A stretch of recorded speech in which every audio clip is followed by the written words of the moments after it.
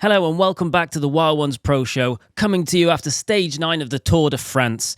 I'm Jimmy, and please give a warm welcome to producer Emily. Hello, and we're also joined once again by pro cycling journalist Katie Madgwick. How are you, Katie? I'm good, thank you. Good, glad to hear it. And thanks to Garmin and Van Rysel for supporting the show. Now let's get into it. So I think the peloton must have heard our plea for some action on today's sprint stage, and 2 men answered it. We had some jeopardy today, finally, right from kilometre zero, didn't we, Katie?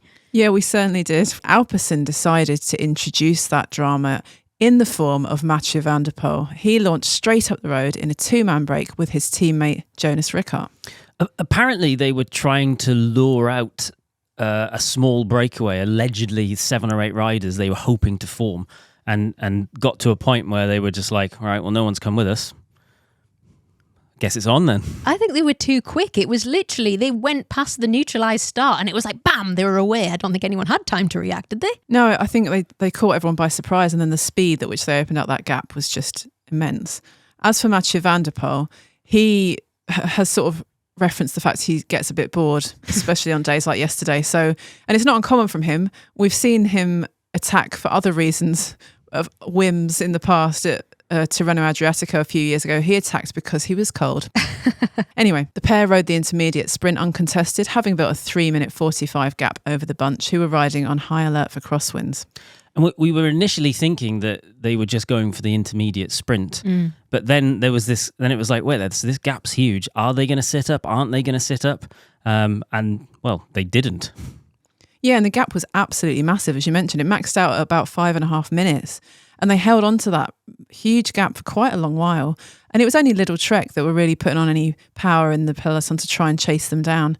Soudal Quickstep did add themselves into the chase with around 85 kilometres to go, but they failed to make any impact on the lead of the Alpecin duo until around 72 kilometres to go, when the pace increased as we started to head towards the crosswind section. And it caused some splits in the bunch, actually. Even Wout van Aert got caught out of the back, but luckily he made it back. Fast forward to 60 kilometres to go, and the time gap was plummeting by now, as teams including IPT and JCO showed themselves at the front too. From there, other sprint teams joined the chase, but would it be too late? The gap was down to 3 minutes with 55 kilometres to go, and by the time we dropped below 50 kilometres, it seemed as though the leading pair thought it might be game over. They sort of appeared to sit up in the bunch, and then the bunch was chasing them down ahead of a crucial turn that would take them into yet another crosswind section. But as they headed across the plains, the gap kind of steadied at around 1:45, and the group behind charged into the turn with just over 35 kilometres remaining. So the route then started to zigzag through some more sections of crosswind, which then shook things up again, didn't it? Yeah, it made things really volatile. There was obviously quite a lot of tension within the bunch. The gap came down again. It dropped below a minute, actually, with 27 kilometres to go. And the peloton split at that point, and it was stretched out in a long line along the road. Visma took up the pace setting at that point. So it seemed that they really wanted to kind of drill it at the front and make some impact behind. Even Jonas Vingegaard was contributing in the echelons, well, which sort of almost happened but didn't quite. It briefly split again, but Visma knocked off their effort, probably when they realised that they weren't isolating any key rivals behind. And after that, it kind of eased off temporarily as the sprinters teams took back control ahead of the finale. The gap at that point to Van der Poel and Rickaert had extended back out to 1:20 though, and perhaps there might have been a flicker of hope for the pair. Visma were riding hard again on the front after that. They seem more concerned than UAE, I've noticed, over positioning when it coming into these safe zones on these sprint stages. It always seems to be them who are up at the front, whereas UAE seem content to sit a little bit further back in the bunch, which I find quite interesting. The gap dropped back below a minute again with 10 kilometres left, and Little Trek were burning through riders at a rate of knots. They did all the work early on. They were back working again, and their lead-out riders even were doing the chasing heading into the final. And we were down to 30 seconds with 7 kilometres remaining, but the chase was very hectic. It looked as if it might even run out of steam, and Alpecin's domestics were riding really smartly to interrupt the chase, running interference. And it actually worked. The gap kind of stalled at around 34 seconds. So with 6 kilometres to go, Van der Poel launched his attack solo, and we were asking ourselves, had the sprinters teams left it too late? It seemed that they might have, but loads of teams started throwing themselves into the fray at this point. There was 5k left. all the teams with sprinters were suddenly throwing themselves into action, and it became peloton versus Mathieu van der Poel as the finish line approached. So at 3.5 kilometres to go, the gap was 18 seconds. 3 kilometres to go, 13 seconds. 2K, 7 seconds. 1.5, 7 seconds. It began to stall. Down to 1 kilometre, just 5 seconds. And at that point, it was all over. Oh. He was caught with just 740 metres remaining as the sprinters were poised to explode. In the end, it was Milan versus Melier versus De Lee. Milan launched his sprint first, and it looked as if he would hold off the rest. But Tim Melier timed his effort to perfection to come through on the line, with Arnaud De Lee equalling his best result at the Tour and proving he's really riding his way into this race. The final result was Tim Melier, Jonathan Milan, Arnaud De Lee, and a second stage win of the Tour for Melier. Nice, very well told as well. We wanted to string this out to really replicate the jeopardy that we have felt watching this stage today. It was an interesting stage. In fact, Katie and I thought we give ourselves a little bit of time off at the start of the day because we thought, we can get in a little bit late. Nothing will happen. We came in and Van der Poel's off the front, struggling, rewinding the highlights to get ourselves back up to speed. And it's actually been, I think, an interesting day, hasn't it? So what your interpretation of taking a bit of time off was coming in for 5 minutes past the start, yeah, I know. rather than 45 minutes before. And I regretted it. No, this is the second time we've seen Melier versus Milan 2 up, and Melier has claimed it. Yeah, it's an interesting battle between the pair of them. They're both sprinters at the absolute top of their game, and it was down to timing today a little bit, and perhaps lead out. Milan was left again, second day in a row, freelancing his way to the finish essentially, and he's just relying on pure power, and he has so much of it, so many watts, just it's insane. But Melier's timing and lead out was just that bit better today, and this is why I think he managed to claim it.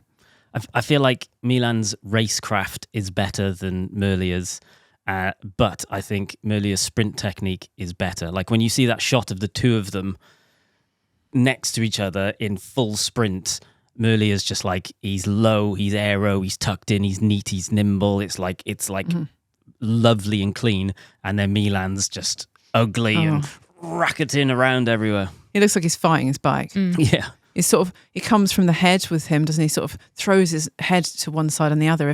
If he could somehow find a way to ride more aero, he'd be, maybe he wouldn't be as fast. Maybe that is how he generates his power. He's a track sprinter, we should remember, and he rides Team Pursuit as well with Filippo Ganna. If you have to ride with Filippo Ganna, you're going to have to be fast on the track. So it obviously works for him, not, for a second saying he should change the way he sprints. He's got a Tour de France stage in the pocket and the green jersey at the moment. So the big question is, what the hell was Mathieu van der Poel doing today?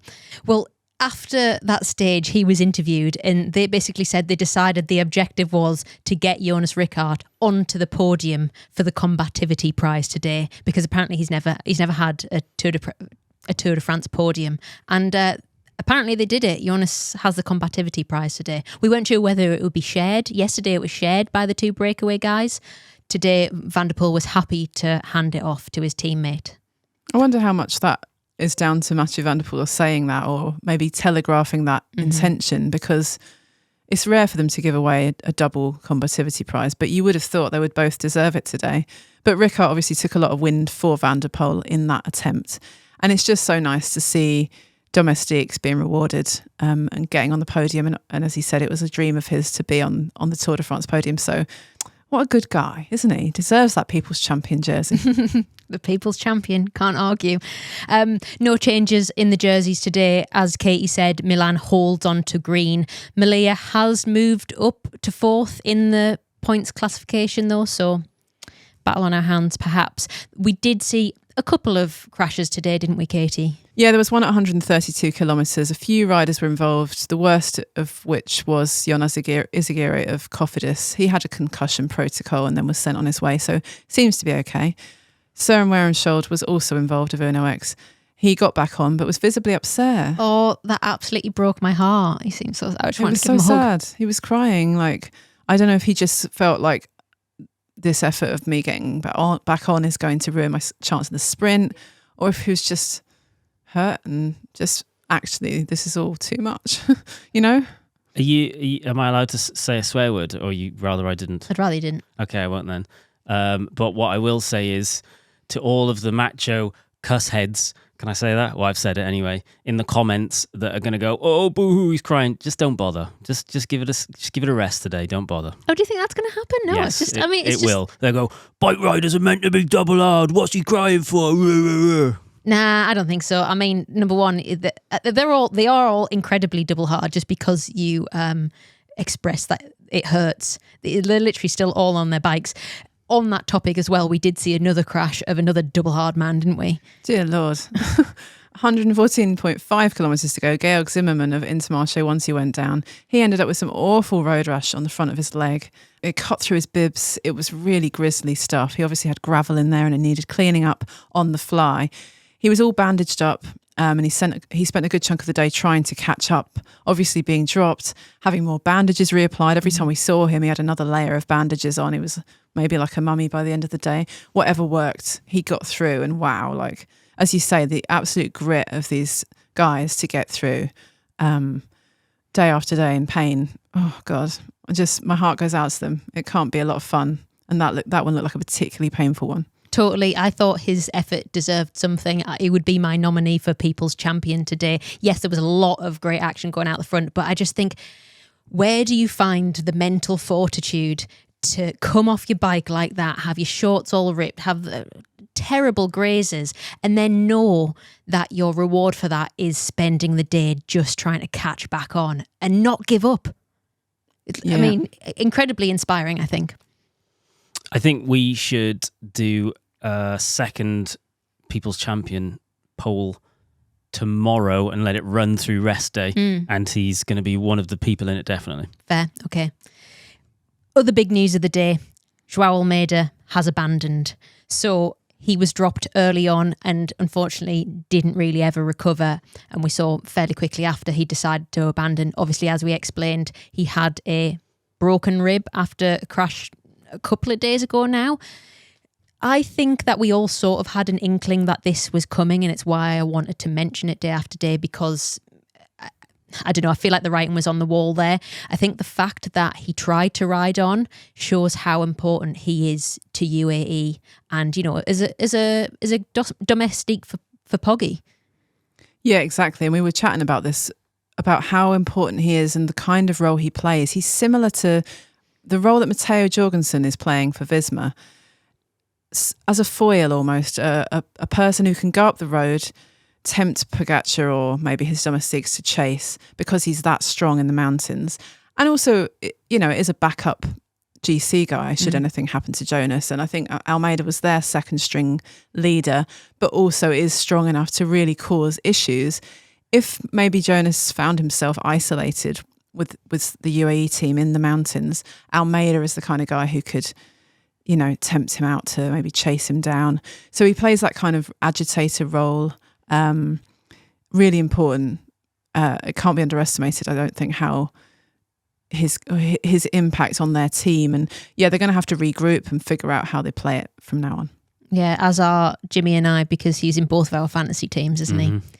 We also saw more antics in the feed zone, didn't we, between Visma and UAE today? Yeah, it was unclear exactly which riders were involved because it was the heli shot that we saw. But after all the drama about passing bidons and getting in the way and bumping each other, which has continued overnight with more comments from Grisha Nirman, we saw a Visma and a UAE man ride through the feed zone side by side. The UAE guy reached out for his bag. Yeah, it seemed like Visma was blocking him. Like, he was reaching and then the Visma guy came round him to the right, directly in his line. And first of all, it seemed as if he was saying, pass me my bag, you know, sort of waving his hand. And then it became more of a gesture, perhaps more of a gesticulation, you might imagine, as in, you're getting in my way. And the Visma rider just reached out, took the bag, passed it over, calmly as you like. So, yeah, interesting. We may be reading far too much into it, but isn't this what we're here for? To read far too much into very small things that could be big things. The question is that Visma offering a truce? Oh, sorry, I got in your way. Let me help you out. Or is it a mind game? Oh, they're in our road again. I don't know. Listen, we might be reading too much into it, but the fact that they are commenting on it day after day also tells us something that, we're not just making it all up. Ongoing beef. Yeah, ongoing beef. In other news, was there sabotage on yesterday's sprint stage? Well, Little Trek sports director Stephen de Jong thinks so. As we mentioned yesterday, key sprint favourites Tim Malia and Paul Penouet were denied the opportunity to contest the stage after some badly timed mechanicals. And it worked in Jonathan Milan's favour. But de Jong says when you win a sprint, you want all the top contenders to be there. He might regret those words today.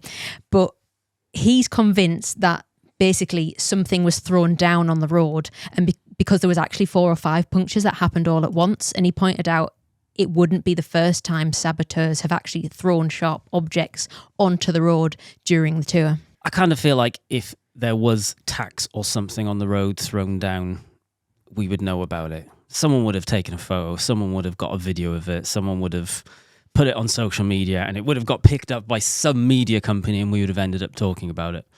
Well, who knows? It's interesting that ultimately the team that won is kind of making a point about the fact that the rivals weren't there. I thought that was, interesting. Which is fine to say when you win. Yeah, true. As you said, would he be saying the same today? He's probably going, I knew I should have put those tacks down again. So also in that sprint from yesterday, we talked about Milan getting a little bit physical, perhaps with Van der Poel. We did see Milan actually deducted 10 points on that stage for obstruction to a rider. In those decisions, they don't always give us the moment that it relates to, but we think maybe it was to do that with that incident with Van der Poel. Penouet was also fined for drafting to get back on. I'm assuming with Penouet you mean drafting a car. Yes, drafting a car, sorry, to he's get allowed back to on. this isn't a triathlon, he is allowed to draft a rider. Drafting the car to get back on after his mechanical there. And in other news, there have been rumblings through the peloton that Pogacar is now the favourite for the green jersey. Gamay mentioned it in an interview the other day. Little Trek conceded it's also likely the case too, based on the stages that are left now, although they've said they're not giving up. There's only been 2 other people who have won both green and yellow jerseys at the tour on the same tour. Number 1, I don't think anyone will be surprised by this. It's Eddie Merckx. He's done it 3 times. Not just once, 3 times. And Bernardino, who has done it once. It has not been done, though, since 1979. We got an insight today into why Pogacar's chances are so high this year, and it was via an interview with the man who designs the tour courses. How do you say his name?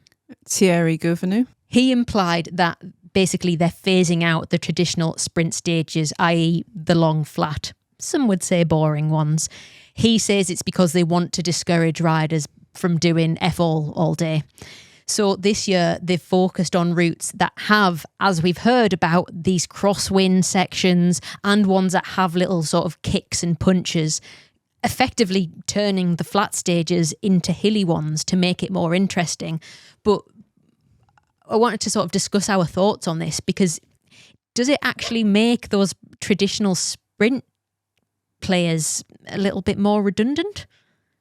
Yeah, I think there's a real roundabout argument here. Like, on the one hand, there's every reason to have different specialisms in the sport.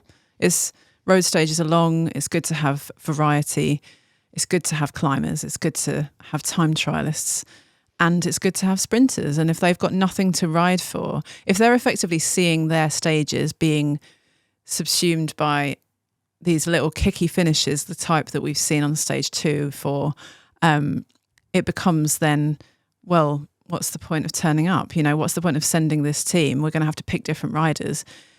It's sort of natural selection against sprinters, which is a shame. I think the reason it's become such an issue is because of yesterday's stage being quite boring. If that had been on a Wednesday, would it still be such an issue? I think because everybody sat down in front of their TVs at the weekend wanting to watch a big punch up in the Tour de France, and they had to wait until the last few kilometres. It's normal. And there's a place for it, just as there's a place for a time trial or a big mountain stage. But the spotlight was shone on it because those crosswinds didn't turn up yesterday, and because we didn't have a breakaway, it's to do with racing tactics as much as it is to do with course design. I have to say, I remember, Jimmy, us doing this show last year, and there seemed to be a lot of stages where it's maybe one of the reasons we keep bringing it up. Jonas Abrahamsen, one of the reasons he got so much attention is because he was the only one out in the wind amongst actually what was a boring stage. And there was a lot of criticism of quote unquote boring stages last year, as there has been in previous years. It feels like this is a response to that. They're trying to make it more entertaining. I think lots of sports go through this, and it's essentially looking at, do we need to review the terms of our event to make it more entertaining, because the only way it exists is by people watching it. The more people watch it, the more sponsorship it generates, the more TV rights it generates, the bigger and better it can be. So ultimately, it always happens in all sports. And I think it's not a bad thing that they're looking at how to review the somewhat old-fashioned approach to bike racing and going, well, how can we make it better? We know the Giro are trying lots of things to make it more interesting. Is it time the Tour de France catches up? Well, yeah, and it seems like they are. I think the problem they actually have at the moment is that they have tried to evolve these stages, but in doing so, they've caught themselves into the other, I don't want to say problem, however, the other potential issue of, if it's not a flat stage with a variety of winners, you get basically more Pogacar dominance. And, for his fans, and, he's doing incredible things and it's awesome to see. However, the monotony of the dominance in some way also stagnates the race, the conversation, the excitement. So they're sort of, they're caught between two positions here, aren't they? It's a catch-22. It's all down to the personnel on the road and what decisions are being made and whether anyone feels they can actually challenge these top riders. Essentially, if you get a sprint finish, maybe one of 20 or 30 riders could win, but really it's only one or two, isn't it, this year? We've got Milan, Malir, maybe a couple of outsiders. On the hilly, punchy stages, it's Pogacar, Mathieu van der Poel. There's always going to be the cream rising to the top on whatever stage you have. It's just about mixing it up. I think that the race director made another interesting point about it's topographical as well. Like, they have to get from place to place. Yeah. And at some point, you do have to build in these transition stages. They're moving south to the Massive Central tomorrow for what is going to be an amazing stage, but it's a Monday. For us here in the UK, some people might be at work. In France, brilliant. They've got Bastille Day tomorrow. But topographically, for example, in the Vuelta, you don't get that issue because it's basically hilly everywhere that you can race. You can't race through the flat bits in the middle because it's too hot. So you end up with a course that's up and down all the time. And you don't really ever get flat, boring stages in the Vuelta. It is a Tour of France, and they have to, at some point, compromise with where they're going to get to the next place. So I was thinking about ways they could make the Tour de France better. And I think one of the ways they could make it better is create a scenario where jerseys go to different people rather than the same person. I personally don't want to see Pogacar win every single jersey. So I put a poll out on the CADE Media YouTube thingy-majiggy, and I said, do you think green jersey sprint points should be awarded at the end of mountain stages of the Tour de France? Because currently the winner gets 20 points, don't they? On a mountain stage, yeah. On a mountain stage, which is one of the reasons. And obviously on these hilly stages, you also get them, which kind of stacks it against the pure sprinters, doesn't it? Correct. And the first thing I want to shout out is to one of the comments, which was Matt Swain, who absolutely schooled me. And I've been watching the Tour de France for probably 15 years, maybe even more. And I've always seen the green jersey, and it's probably because of dominance of people like Cavendish, Sagan, Greipel. There's been some really dominant sprinters that have owned the green jersey. So I've always just seen it as it's the sprinter's jersey. However, he schooled me by saying you called it a sprint jersey, but based on the Tour de France website, it's just the points jersey and was introduced to reward consistency. And actually, when you think of it like that, actually the whole point of the green jersey is to reward the person which wins the most stages, that spends the most time at the winning end of the race, but isn't necessarily the fastest because they approach it in a conservative way because they're thinking about time, not just about winning stuff. All of a sudden, it kind of makes more sense. But because we have better technology, stronger riders, better team strategies, better nutrition, it just kind of feels like the jerseys are perhaps a bit out of date. So the results of the poll, there was a couple of thousand people which voted. 75% of people think that mountain stages should not have points awarded, which essentially agrees that the idea that it would be nicer that there was a way of looking at the comm jersey, way of looking at the sprint jersey and making them more available to other people, essentially. Yeah, it's an interesting one because if you are thinking of a summit finish, are you rewarding the yellow jersey, the green jersey, or the King of the Mountains jersey? Currently, it's all three, isn't it? Mm-hmm. Because if you get to the top of the mountain quickest, well, that's good for GC, but you're also getting points for green, and you're getting KOM points, and so yeah, as Jimmy says, it's hard to kind of sometimes differentiate. I think the Giro do a better job of it. Somebody different won every jersey there this year, which was so good to see. And I like it when that happens. But it doesn't happen so often at the Tour. I feel like the comm one is more available than sprint. So like tomorrow's stage, for example, which I'm not going to go into any kind of detail on it, there is a lot of comm points available before the finish of the stage. Whereas, so it's possible for a break or someone which is just going after comm to collect a lot of points tomorrow, but not win. Yeah, so it's almost like the King of the Mountains jersey is more like a breakaway jersey, really. Kind of, yeah. Than a pure climbers prize. Provided there's enough mountains, which there definitely is these days. Maybe we just have to accept that, this is the era of Pog dominance. Celebrate that for what it is. In the same way that you made the point earlier, Katie, we celebrate Eddie Merckx so much now, but if we were watching him race after race after race win, would we have got tired of that as well? I think you just have to celebrate the guy for he is the most consistent, he is the fastest, and he is, the best on a mountain, given, race dependent. A lot of the time that is true, and maybe we just have to accept that and see it for what it is. I'm going to wrap this up so we don't end up going on and on. We're going to do flip up of the day. I got my stages mixed up. Today wasn't Chateauneuf de Pape Day. That's actually stage 16. Yeah. Well, I remember when I was looking through it, I remember it being after a sprint stage. So I immediately thought it was today when we were going to it yesterday. But yeah, it wasn't. You just got tunnel vision when you saw Chateauneuf de Pape. Those 5 bottles of Chateauneuf de Pape opened last night. Unnecessary. All right, big spender.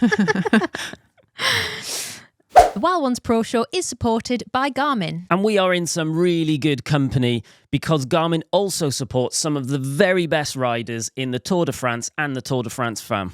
Yeah, they work with teams like Visma Bike, Soudal Quick Step, SD Works Pro Time, FDJ Suez, and many more. And because Garmin provides these teams with trainers, head units and wearables, they've got access to mountains of incredible data. And they're going to share some of that data with us throughout the coming stages. So we'll get a really interesting insight into the physical demands of the most prestigious bike races in the world. So please stay tuned for that. And once again, thanks to Garmin for supporting the show. How would you like to win a Van Rysel RCR-F 105 Di2 worth £5,000? I would love to. I've ridden that bike. It is proper good. Well, sorry, Jimmy, you can't. But one of our UK listeners will, thanks to our sponsor, Van Rysel. That's class. The RCR-F is literally a Tour de France race bike. Yeah, the official bikes of Decathlon, AG2R, Le Mondial. The 105 version has the same grade of carbon that the pros ride. So to enter the draw to win this bike, click the link in our description. You must be a UK resident, age 18 or over, and T's and C's apply. One winner will be chosen by Van Rysel and contacted by them a week after the draw closes at midnight on August 4th. I sound like one of those radio adverts, don't I? No, it wasn't fast enough. So good luck, and thanks to Van Rysel for supporting the Wild Ones Pro Show. Shall we go on to the Stage 10 preview, tomorrow's stage? I've heard it's going to be fireworks. Yeah, well, if you are one of the people who thought 2 consecutive flat stages over a weekend was a little bit of a letdown in terms of entertainment, Stage 10 looks set to make up for it, and then some. Traditionally, I know some of you out there will be thinking, isn't Monday normally a rest day at the Tour de France? And yes, you're right, it normally would be. However, it's 14 Juillet, which is Bastille Day in France. So it's a day of holiday and celebration for the French. And they've constructed a banger of a stage profile to mark the occasion. The race is moving south and east into the Massif Central, with the stage start in Enezat before a southerly charge to Le Mont d'Or. The stage packs in 8 categorised climbs. 8! All but one of them are second category too. So there isn't going to be any let up, and the breakaway formation in itself is going to be a hard slog, because the road rises for the first 12 kilometres or so on the way up to the day's first summit. From there, it's up and down for all of the day's 165.3 kilometres, heading towards a summit finish, the toughest of the race so far, on Puy de Sancy. It's 3.3 kilometres at a tough 8% average gradient.